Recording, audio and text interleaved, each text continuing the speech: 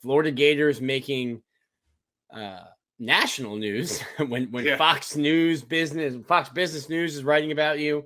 Outside the lines. Outside the lines, you're on ESPN. It's and not for super positive news. So it's been quite a week.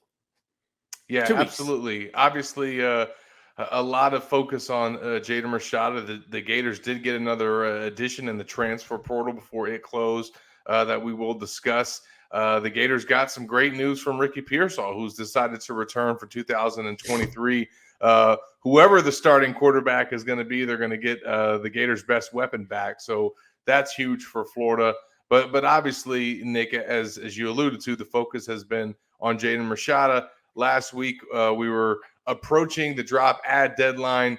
Things didn't look great heading into the end of the week. And as we went through the weekend, we knew officially that deadline was missed. And now a request for that release from his letter of intent has been filed. So at this point, the Rashada-Florida relationship is fractured and I think beyond repair.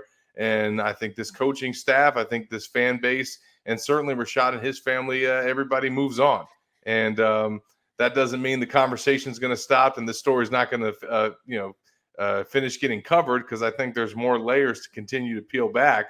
But in terms of whether or not Rashad is going to make it to Gainesville and he's going to be available for the Gators in their quarterback room, that is no longer part of the cards.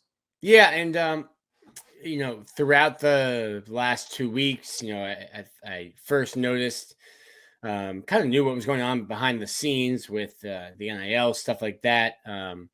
But first noticed, hey, he wasn't there Sunday as the Florida, players, mid-year enrollees started to trickle in and were shown on social media, and then followed up on Monday and then Tuesday. And okay, well, this is getting strange. And I think you hit the nail on the head. They're just at a point now where it's gone on to this extent. So many things have happened behind the scenes that I think at this point it's best for both Jaden, his family, and Florida to cut ties.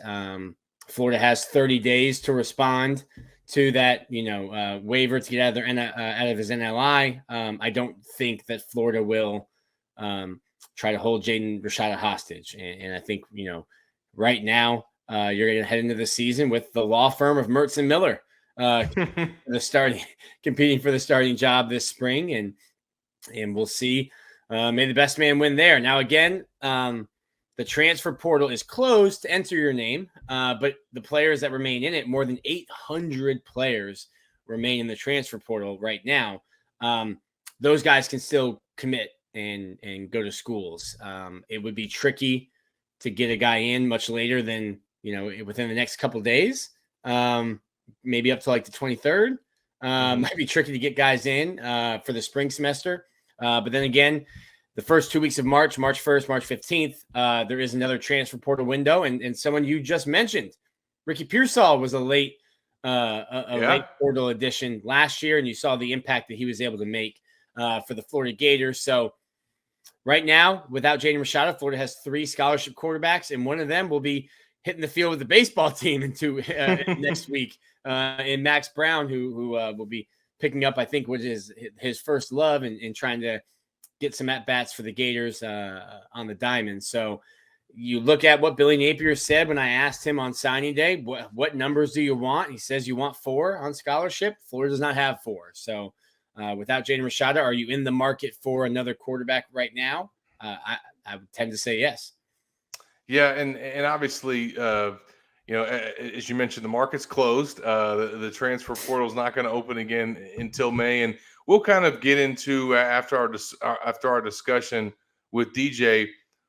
We'll kind of get into where Florida's roster is at in terms of who they've added and where this kind of team stands heading into the offseason program and beginning this foundation phase. But to kind of put a bow on this segment and this whole Rashada drama, I think for the coaching staff and people within the administration, but specifically the folks in the football building that have to go to work now and kind of turn the page and start this new chapter with 2023. Like, this has obviously been something that's been hanging over their heads.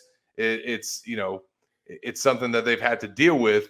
But I don't think that this is anything that now that it's kind of over and we kind of know what the outcome is going to be, like this coaching staff and this program, I think, is ready to move on. Like, I don't think that they're sitting around like kicking rocks and upset that this thing didn't work out. Obviously, they would have preferred to not have all this go public and things work out the way that they did.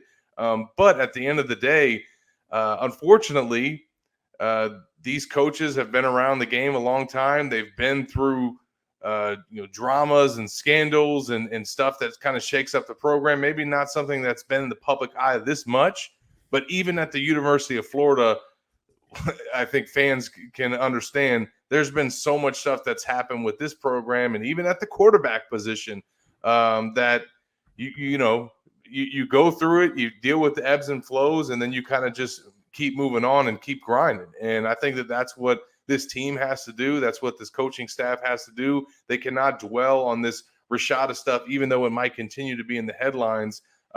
They have their guys. Their quarterback room is pretty much set for the spring, and that's what they have to work with. Yeah, there's a lot of among Gator Nation, well, what about this guy? What about that guy? And a lot of, as I would say, quoting the 10 Commandments, thou shalt not covet thy neighbor's quarterback. And I think right now, at least going into spring, you've got your quarterback room set, and it is what it is. You were supposed to have another one that has played out poorly, and now you won't. So I think you just need to let the spring play out, see what Jack Miller looks like, see what Graham Mertz looks like, and I'm guessing Max Brown won't be playing much baseball once spring camp starts. That his services will be needed over at the football fields more so than the baseball fields. But you're going to have the way Billy Napier and his staff runs practice. These guys throw a lot of balls, so yeah. There's gonna be some ice on some shoulders, after practice in the spring. That's for sure. Well, like Max Brown, another guy that's going to be playing two sports at the University of Florida is going to be our next guest, Florida quarterback commit DJ Lagway, who's also got that love for baseball that he shares with Nick. So we'll talk to him about that, obviously, which certainly makes him an interesting player. But, what went into his decision to commit to the Gators, kind of where things stand with his recruitment, and certainly the effort that he's been putting on the trail as he tries to reel in the number one class in the country